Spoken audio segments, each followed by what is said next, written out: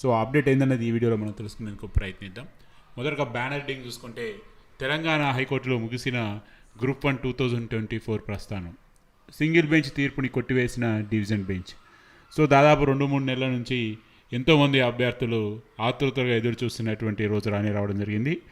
So సుదీర్ఘ వాదనల తర్వాత అటు ప్రభుత్వం కానీ, అటు టీజీపీఎస్సీ కానీ, అటు సెలెక్టెడ్ క్యాండిడేట్స్ కానీ, ఇటు విద్యార్థులు ఎవరైతే నష్టపోయిన విద్యార్థులు ఉన్నారో వాళ్ళందరి తరపున ప్రముఖ న్యాయవాదులందరూ కూడా దాదాపు 6 నుంచి 10 రోజులు సుదీర్ఘంగా ఎన్నో వాయిదాలు వాదించారు. సో అన్ని వాదనలు విన్న తెలంగాణ హైకోర్టు డివిజన్ బెంచ్ చివరికి సింగిల్ బెంచ్ ఇచ్చినటువంటి తీర్పుని కొట్టివేసేశారు.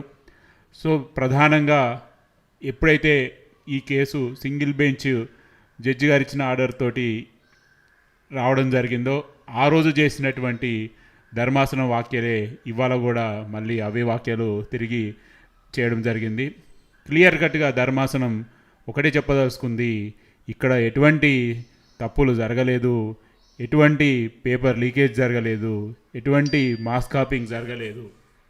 సో ఓవరాల్గా ఈ 3 పాయింట్స్తో బేస్ చేసేసుకొని ఈ కేసుని, అదేవిధంగా గతంలో ఇచ్చినటువంటి సింగిల్ బెంచ్ ధర్మాసనం రీమెన్స్ లేదా రీవాల్యుయేషన్ని అవసరం లేదు, ఇక్కడ అంతా కూడా పారదర్శకంగానే జరిగింది అని చెప్పేసి ఈరోజు ధర్మాసనం అయితే తీర్పు ఇవ్వడం జరిగింది.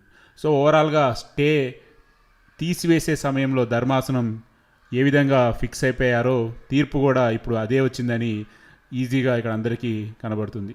సో చూడాలి మరి ఓవరాల్గా తెలంగాణ హైకోర్టులో అయితే గ్రూప్ 1 ప్రస్థానం అయితే ముగిసిపోయినట్టుగానే మనం భావించవచ్చు. చూద్దాం మరి నెక్స్ట్ ఏం జరగబోతుంది అన్నది. సో ఇది ఫ్రెండ్స్ ప్రస్తుతానికి ఉన్నటువంటి అప్డేట్. మరొక అప్డేట్తో మళ్ళీ కలుద్దాం. Stay tune.